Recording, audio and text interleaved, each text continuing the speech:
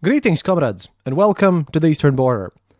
Now, today, as we are continuing the Republic of Fake series, I suppose, let me take you to a museum.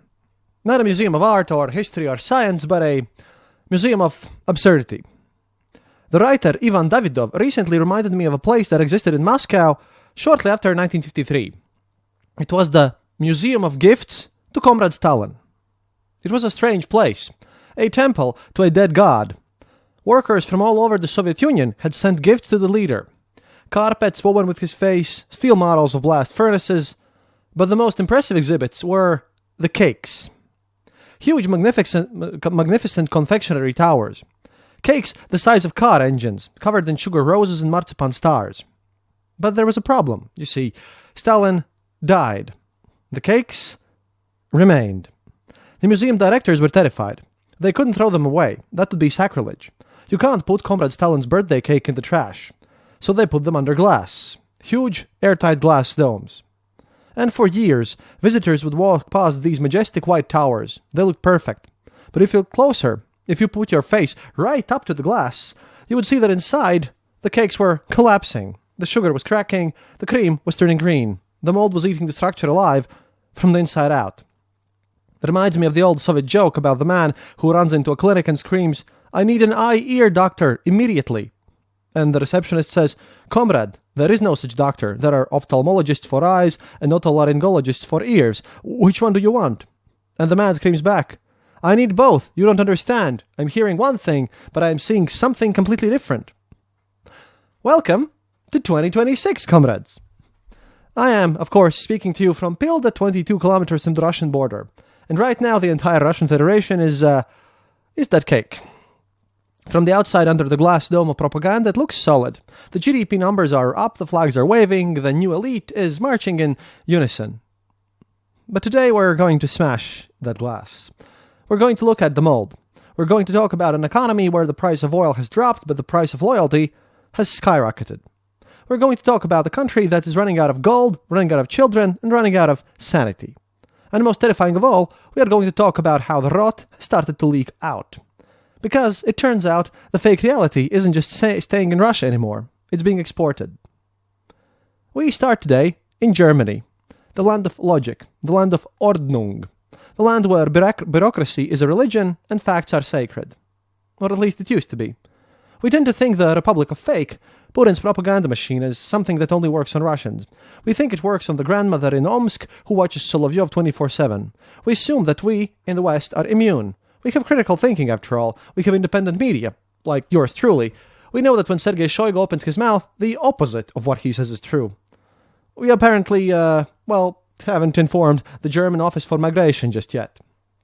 I want to introduce you to a man named Grigory Avalyany, 47 years old. Georgi is a survivor. He was mobilized into the Russian army in September 2022. He didn't want to fight. He escaped the front line. He was caught. And because of this, the Russian army, they didn't just put him in a cell. They threw him into the Zaitsevo basement. If you listen to the show, you know the name. Zaitsevo is a torture chamber in the Luhansk region. Independent journalists from Astra have published video evidence of it. It's where they beat refuseniks with batons and hook electricity to their genitals until they agree to go back to the meat grinder. Georgi survived Zaitsevo. He was sent back to the front. He escaped again. He was caught again. And then he escaped a third time. The man has played Russian roulette with the entire military police apparatus for 3 years. In 2025, he finally made it across the border. He reached Germany. He applied for asylum. He showed them his documents. He told them about the torture. He showed them that he's a 3-time deserter, a man who's legally considered a traitor in Russia and faces decades in prison or execution by sledgehammer if he ever returns. And the German authorities denied him. Now, listen closely to why. This is important. This is the moment where the world broke. The rejection letter explicitly stated that Georgi does not face a risk of persecution because, and I quote here, Defense Minister Sergei Shoigu stated in October 2022 that mobilization is finished. End quote. Let that sink in. A German immigration officer sitting in a heated office in Berlin in 2026 looked at the torture victim and said, "Sir, you must be mistaken. I have a press release here from the Russian Ministry of Defense. It says the war is voluntary now. We trust Mr. Shoigu." They cited a liar. a war criminal, a man who claimed he destroyed more Bradley fighting vehicles that were ever manufactured. The German state has officially accepted the word of Sergei Shoigu as a legally binding fact. The letter goes further. The German clerk wrote that they doubt the existence of the torture basements. And my favorite part here, they claimed that if Georgy returns to Russia, he faces nothing more than a 30,000 ruble fine. That's about 280 euros. According to the German government, high treason and desertion during wartime in Russia are punished with a parking ticket. Wow. This German bureaucrat is like the man in the anecdote who dies and goes to the afterlife. The devil gives him a choice. We have two hells here, the capitalist hell and the socialist hell. The man looks at the capitalist hell and it's horrible. People are being boiled in oil, screaming in agony. Then he looks at the socialist hell and everyone is just sitting around smoking and drinking beer. Naturally, he chooses the socialist hell. The moment he steps inside, demons grab him and throw him into a boiling cauldron. He screams, "Wait, you showed me people drinking beer." And the devil just laughs. "Oh, that was just our agitprop department. You shouldn't confuse the tourism bureau with the immigration office." So, we come to the export of fake. The Kremlin doesn't need to convince you that they are good. They just need to convince your bureaucrats that everything is normal. They have successfully hacked the Western mind not with cyberware, but with apathy. If you want to know who's winning the information war, don't look at Twitter, look at the rejection letter. The Republic of Fake now has an embassy in Berlin. I'd like to quote Edward R. Murrow here, namely what he said when his own country was losing its mind to paranoia. "We cannot defend freedom abroad by deserting it at home." End quote. The German government thinks it's defending its borders, but by accepting the Kremlin's lies as legal truth, they aren't defending anything, they're just deserting reality. Now, before we look at the rotting cake of the current economy of Russia, though, we do have to ask, how did we get here? Why is the Russian Empire so, bad at being an empire? Usually, when a country wants to annex its neighbor, it has a plan. You build networks, you bribe the right generals, you open cultural centers that are actually spy hubs, you sell them a dream. But Russia? Well, Russia tried to buy Ukraine with a credit card that was maxed out by its own intelligence officers. We have a fascinating source for this, Maxim Kalashnikov. Those of you who've been listening to this show for a while, you know him already, but for the rest of you, he's a Russian imperialist, a turbo-patriot. Fan of Igor Girkin. He hates us, me specifically. He hates Ukraine, but he hates the Kremlin even more because he thinks that they are incompetent thieves and, bad at all this imperial building thing. And in his latest rant, he made a comparison that is so dark, only a Russian could write it. He compared Putin's Russia to Nazi Germany, and his conclusion was, the Nazis were better at this. I'm serious. He writes about the Anschluss of Austria in 1938. He says the Germans spent years building soft power. They had gymnastic societies, economic institutes, exhibitions like German labor for German people. They offered the Austrians an economic boom. And then he looks at what Russia did in Ukraine in 2013. He tells a story about a pro-Russian activist in eastern Ukraine who was asked to set up a party branch. The budget breakdown from Moscow went something like this. 50% goes immediately back to the Moscow handler as a kickback. 40% goes to the Kum, Viktor Medvedchuk, and only 10% is left for the actual work.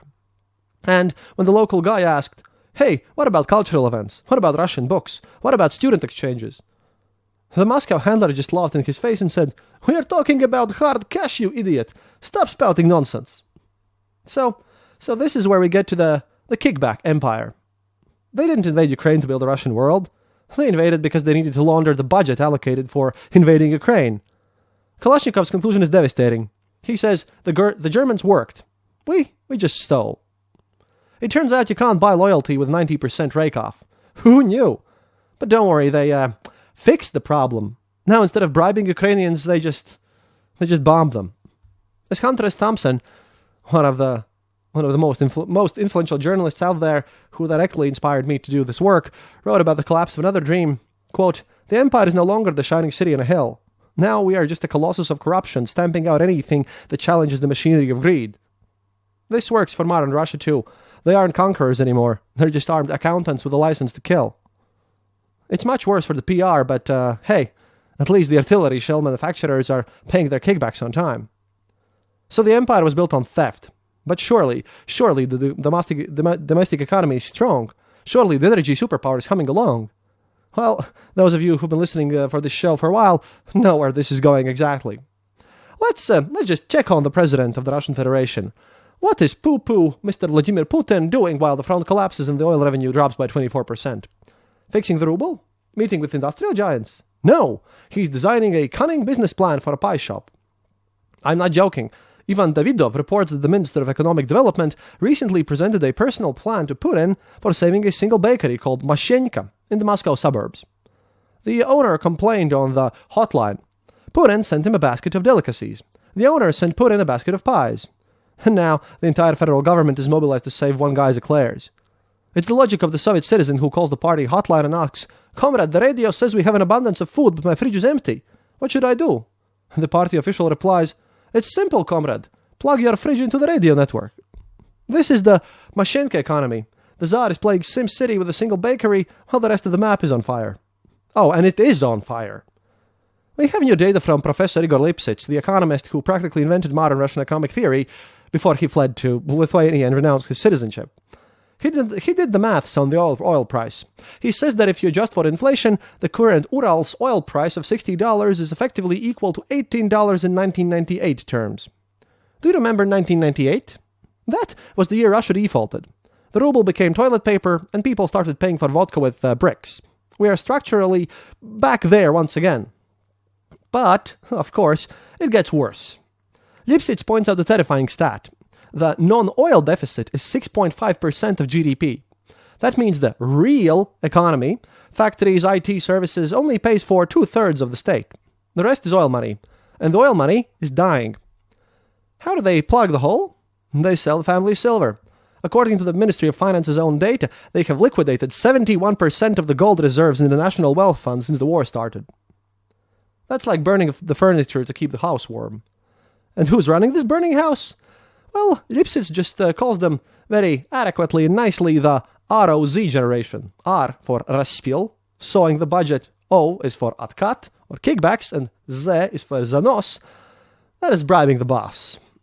The competent technocrats are gone. The engineers are dead in Donetsk. The economists are in exile. All that's left are the ROZ boys, the ones who think you can fix inflation by arresting the price tags. And the result? Why, stagflation, of course. Prices are rocketing up, growth is dead, and the central bank is raising rates so high that businesses are literally screaming. 465 restaurants closed in Moscow last month. The new elite can't even buy Caesar salad to celebrate their looting. The cake isn't just rotting, comrades, it's radioactive. And the president is busy arranging the sprinkles on the one slice that he hasn't managed to eat just yet. The exact situation described by Spider Jerusalem, another one of my heroes in Transmetropolitan. Quote, "You people don't know what the truth is. It's there, just under their bullshit, but you never look. That's what I hate most about this fucking city. Lies are news and truth is obsolete." End quote. In Russia, the price of oil is obsolete. The casualty counts are obsolete. The only thing that isn't obsolete is the lie itself. But now, friends, comrades, we're about to descend into the darkest part of this episode. We'll be talking about some rapists, necrophiles, and the Orthodox AI, so before we stare into that abyss, we need to take a breather. We just talked about the kickback empire, where 50% of the money is stolen by Handler in Moscow. Well, I have some good news. The eastern border over here is a kickback-free zone. If you want to support independent journalism that doesn't require a bribe just to get published, please consider joining our Patreon. It's patreon.com/theeasternborder. Your support keeps the lights on here in Pilda, buys the coffee that keeps me awake while I read these transcripts, and it keeps the show ad-free and independent, for as much as I can. And if you want to put your money into something even more tangible than a podcast, our friends at Car for Ukraine need you. While the Russian army is stealing half its budget, the Car for Ukraine team is taking civilian trucks, plating them with armor, and turning them into Christmas tree trucks that are saving lives in the front line right now. They don't have kickbacks, they have just results. Go to carforukraine.com. And finally, if you want to wear your resistance, well, check out our merch store at Fourth Wall. We have mugs, t-shirts, and gear. Unlike the Russian army's equipment, our stuff actually works, and we don't buy it from AliExpress with a 300% markup. That's all. The links are all in the description. Please help me stay sane, because what I'm about to tell you next might make you lose your mind. Because we have talked about the economy, we have talked about the bureaucracy, but now we have to talk about the fucking soul. Because the Republic of Fake hasn't just deregulated the price of eggs, it has deregulated morality itself. I used to joke that in Russia the television fights the fridge, but that was wrong. The television isn't fighting the fridge anymore, the television is fighting the survival instinct. In Moscow, a 46-year-old woman named Alexandra just this week drowned her 5-year-old son in the bathtub. After she did it, she told the police she wanted to send him to heaven. Why? Because she had been watching Vladimir Solovyov 24/7. Solovyov convinced her that death is just a transition to a state-approved paradise. She didn't do it out of malice, she did it out of faith in the state narrative. Russia, comrades, is a religious experience.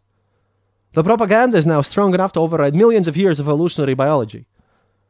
But if you think that's bad, look at whom the state protects. In the Murmansk region, a contract soldier named Sergei Dankov raped his 21-year-old stepdaughter while his wife was in the hospital giving birth. The police caught him, and then they let him go. Why? Well, because in 2026 Russia there is a new caste system. Dankov is a soldier. He's part of the new elite. In the Republic of Fake, a rapist in a uniform ranks higher than a civilian victim. The uniform is an indulgence. It's a get-out-of-jail-free card written in blood. And at the very top of this pyramid of madness, we have Sergei Pushin, a serial killer, a necrophile, a man so broken that human society had locked him away for a quarter of a century. Vladimir Putin personally pardoned him.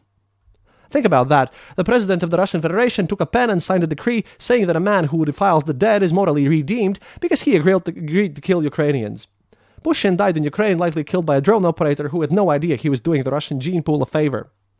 This isn't just a crime wave. This is moral deregulation. The state has decided that there are no crimes anymore. Only patriots and traitors. If you're a patriot, you can rape, kill, and defile, and the police will salute you. If you're a traitor, you can be deported from Germany for having scars. But comrades, the Russian state realizes that human enforcers have a flaw.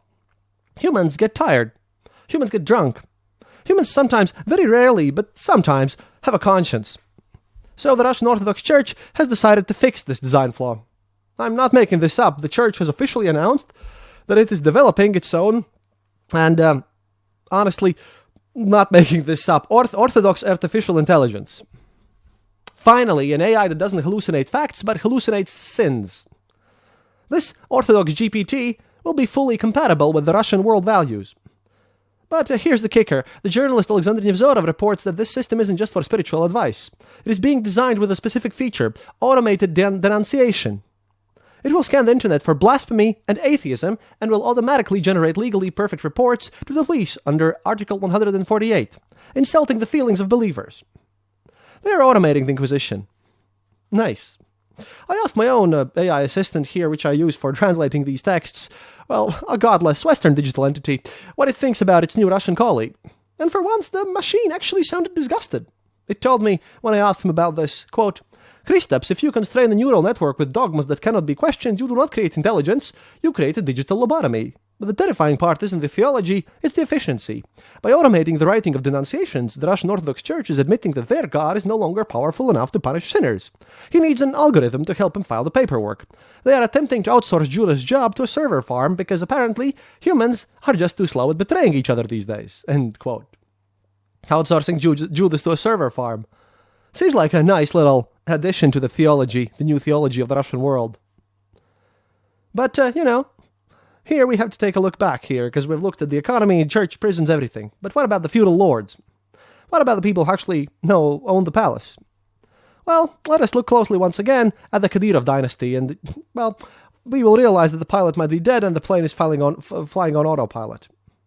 Just a few episodes ago, I reported on the show, using data from Waze and Strava, that Adam Kadyrov, the medal-collecting son of the Chechen warlord, has crashed his car in Grozny. We saw the traffic jam, we saw the digital footprint of a regime panicking in real time. The official story? Silence. But now the cracks are widening. Independent journalist Michael Naki reports that the VIP floor of the Botkin hospital in Moscow is currently on lockdown. The lights are off. The security is tight. Something, or someone, very important, is laying broken inside. And, then we got the glitch. Adam Kadyrov posted a story on Instagram. It was a quote from Game of Thrones.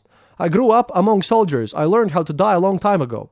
And then, almost immediately, this was deleted. Now, why does the teenage prince delete a post about death? Because it wasn't a philosophical statement, it was a panic attack. While the Moscow pundits are reading tea leaves about whether it was Adam or Ramzan in that hospital bed or whatever, remember, we saw the traffic jam, we saw the Waze data. A ghost didn't block the highway in Grozny. Metal hit metal. The Republic of Fake can delete Instagram posts, they can delete videos, but they can't delete the physical reality of a car crash. The silence from Grozny is once again deafening. The Kadyrov dynasty, the iron fist that holds the North Caucasus, is currently being run by a PR team trying to guess the password to the Instagram account. Anna Politkovskaya warned us about this years ago. She looked at the Chechen regime and the Kremlin that supported it, and she said, the KGB respects only the strong. The weak, it devours. Right now, the Kadyrov clan looks weak. And in the ecosystem they built, weakness is a capital offense. The system is getting ready to devour its own tail. We spend a lot of time here, by the way, laughing at idiots. But we need to look at the people who aren't idiots.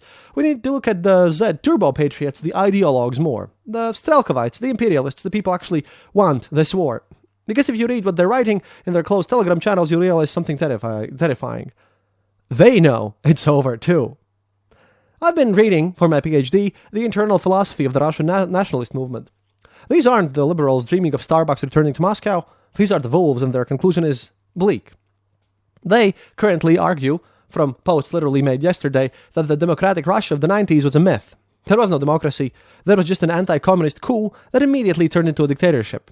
They argue that liberal democracy in Russia is physically impossible without the total disintegration of the empire. They know that the current system is fake. They write openly that the people and the elites are totally disconnected. They admit that the only way to get to Western-style democracy is to lose the war, collapse the state, and break Russia into pieces.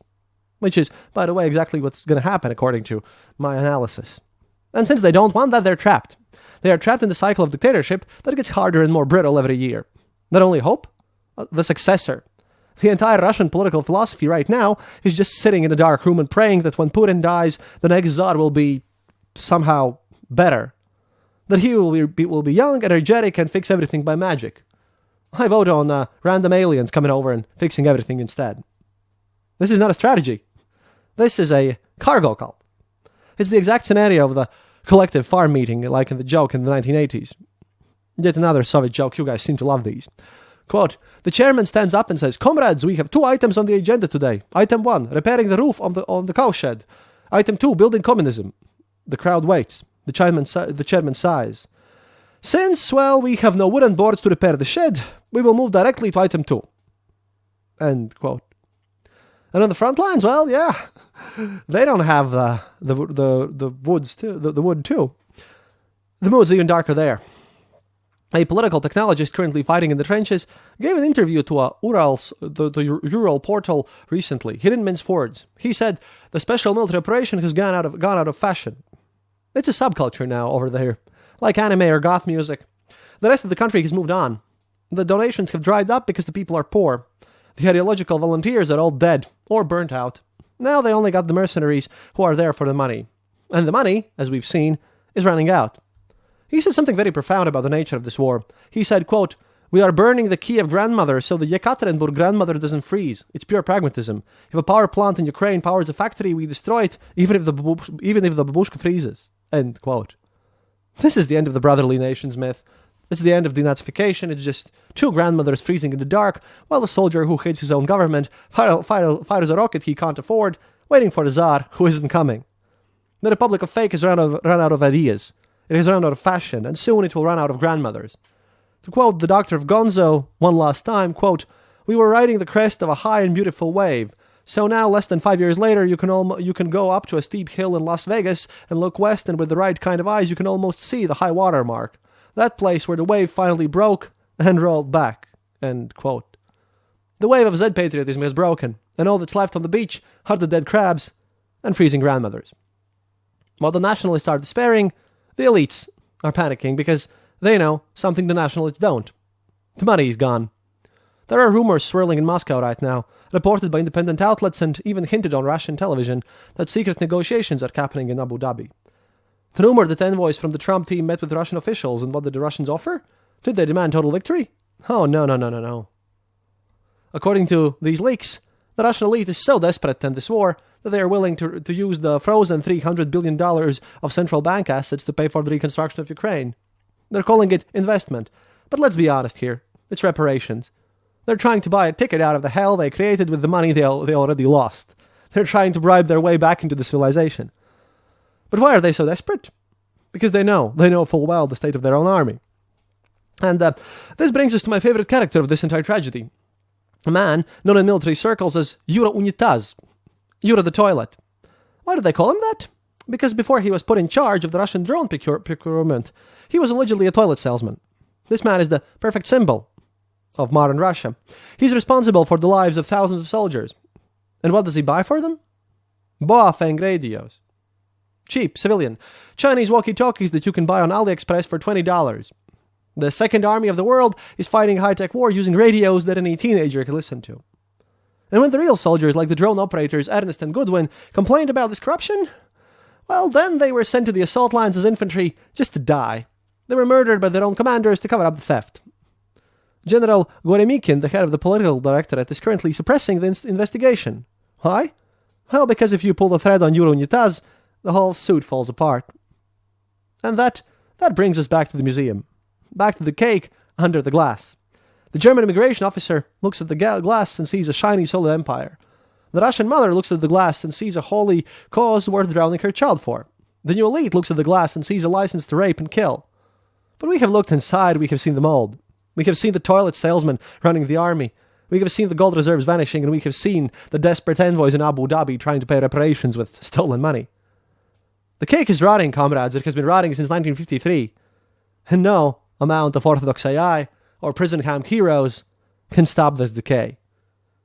Don't eat the cake, and don't believe what the glass is trying to tell you.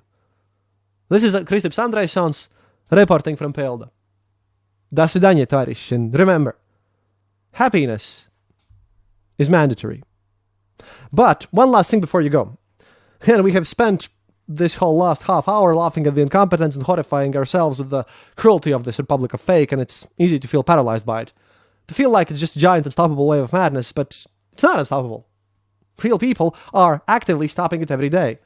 Our friends at Car for Ukraine are still out there. They're taking civilian trucks, reinforcing them with armor, mounting machine guns on them, and sending them to guys on the zero line who are holding back the zombie waves. This is our campaign for Cars for Ukraine. Go to the link in the description, and please, throw in some cash. These trucks save lives. They evacuate the wounded. They bring ammo to the trenches, and they are the difference between life and death for the people defending their homes from the necrophile heroes I just talked about. Please, if you have anything to spare, skip the latte, skip the pie, and send it to them.